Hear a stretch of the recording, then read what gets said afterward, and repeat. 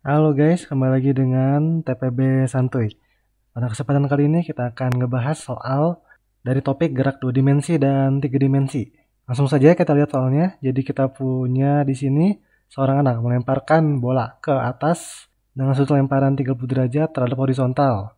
Jadi nanti geraknya akan parabola nih. Ya, kecepatan awalnya 20 meter per second, dilempar di lokasi awalnya 0,0 di bidang XY. Kita ambil gravitasinya itu 10 meter per second kuadrat. Di sini ada ditanya, tentukan persamaan gerak bola, dinyatakan dalam vektor posisi, lalu ada hitung waktu agar sampai ke tanah, dan yang di C ini lumayan menarik, kita mempertimbangkan efek gesekan udara. Lalu kita disuruh menghitung kembali soal di nomor B. Oke, jadi ini adalah gerak parabola yang bisa kita gambarkan seperti di gambar berikut ini ya. Jadi kita gambarkan sumbu XY, ini lokasi pelemparan bola 0,0 dilempar dengan sudut 30 derajat. Nah, nanti dia akan melaju ke atas lalu nyampe ke tanah lagi. Kita langsung tinjau yang bagian A. Jadi cari persamaan gerak bola dalam bentuk vektor posisi. Oke, jadi kita disuruh mencari posisi si bola ini di tiap saat. Jadi misalkan bola pada suatu saat pada T tertentu ada di sini. Nah, kita disuruh mencari berapa X-nya, berapa Y-nya, kayak gitu ya. Kalau kita gambar ini X-nya berapa, Y-nya berapa. Lalu kita nyatakan dalam vektor posisi. Jadi cukup kita pakai rumus X dan Y untuk parabola.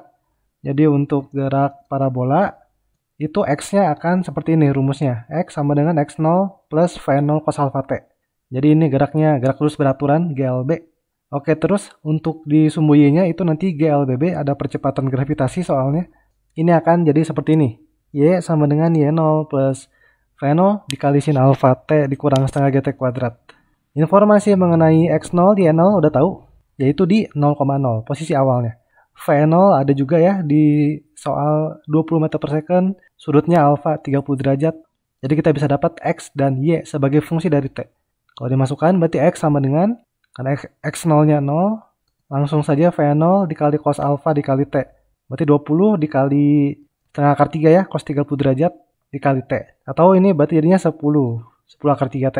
Kalau Y berarti Y0-nya 0, V0 sin alpha sin 30 derajat itu setengah, T dikurang setengah dikali G-nya 10, T kuadrat.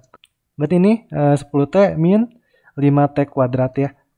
Jadi pada akhirnya kita dapat seperti ini. Ini vektor posisinya. Jadi X, Y plus YJ. X-nya 10 akar 3T, Y-nya 10T min 5T kuadrat. Nyatakan dalam meter gitu ya. Itu jadi untuk yang A. Jadi cukup pakai langsung rumus vektor posisi. XY plus YJ di dalam bidang XY. Oke, lanjut ke yang B. Di sini disuruh hitung waktu yang diperlukan bola agar sampai ke tanah dan posisi horizontalnya. Jadi jarak titik jatuhnya ke tanah diukur dari titik awalnya. Oke, jadi gimana ini cara ngerjainnya? Kalau sampai tanah, ya, kalau bola sampai tanah, artinya dia ketinggiannya 0 kan? Y sama dengan 0. Karena 0 itu di tanah. Nah, Y yang sama dengan 0 itu ada dua tempat. Ada di awal sama di sini, di akhir ini. Tentu kita carinya yang di akhir ya, bukan yang di awal. Jadi kita masukkan bahwa di sini Y harus sama dengan 0. Berarti suku yang di sini nih, ini harus sama dengan 0.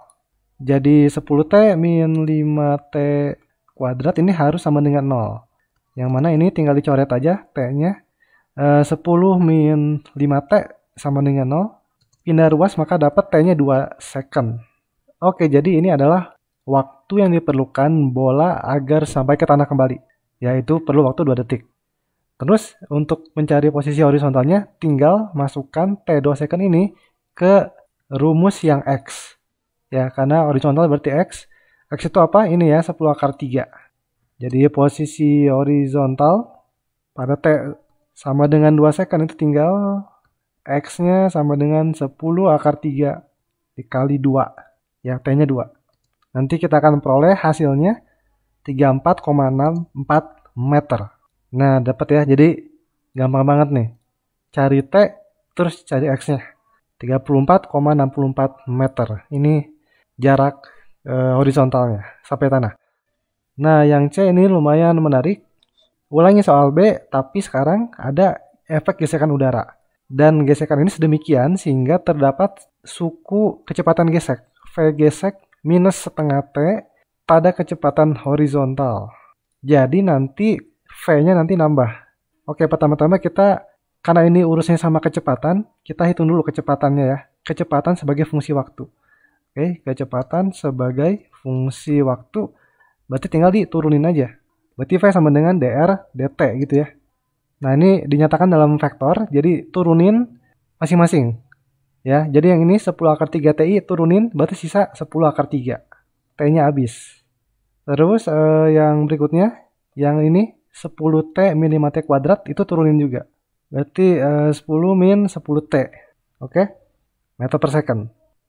Nah, ini sebelum ada gesekan. Sekarang sudah ada gesekan. Ketika gesekan dipertimbangkan, berarti tinggal tambahin suku ini nih tadi nih, yang min setengah T.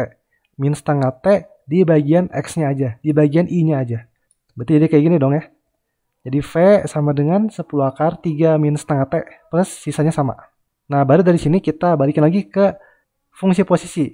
Ya, ke fungsi R. Berarti tinggal diintegralin aja, ya kan? Kita integralin balik. Kalau diintegralin balik, pasti jadi sama persis kayak yang di awal. Cuma beda ada satu suku saja. Ini kan 10 akar 3 diintegralin jadi tambah T gitu ya. Sisanya sama. Ini aja nih, berarti diintegralin jadi minus 1/4 T kuadrat. Ini kan ya. Setelah diintegralin, sisanya sama, nggak berubah. Oke, jadi ini adalah setelah gesekan ya. Ini posisi setelah gesekan ada. Baru ulangi lagi cara yang tadi. Bola sampai tanah berarti Y-nya 0. Y sama dengan 0.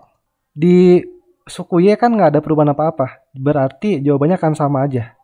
Ya, jawabannya akan sama. Ini disama dengan 0.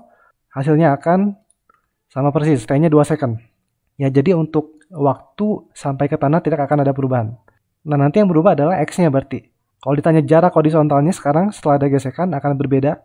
Jadi posisi horizontalnya berarti X sama dengan masukin 10 akar 3 T min 1/4 T kuadrat.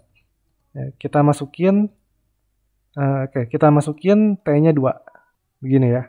Nah, jadi ininya sama 10 akar 3 kali 2. Cuman ada pengurangan di sini. Maka itu kalau dihitung jadinya 33,64 meter. Ya, ini jawabannya. Kalau kita bandingkan dengan yang B, tanpa gesekan 34,64, kalau ada gesekan 33,64 meter. Jadi karena ada gesekan di sumbu X, maka gerakan di sumbu X-nya terhambat. Sehingga posisi horizontalnya akan berkurang gitu ya. Kalau digambarkan di sini berarti kalau ada gesekan di sumbu X saja, kira-kira jadi kayak gini gambarnya. Nah, jadi gini ya. Waktunya sama untuk mencapai tanahnya, tapi jaraknya lebih dekat ke titik awal gitu. Oke, sip. Kalau gitu sekian untuk pembahasan soal kali ini. Semoga ini membantu untuk memahami cara mengerjakan soal gerak 2 dimensi, 3 dimensi. Sampai jumpa di soal berikutnya. Terima kasih.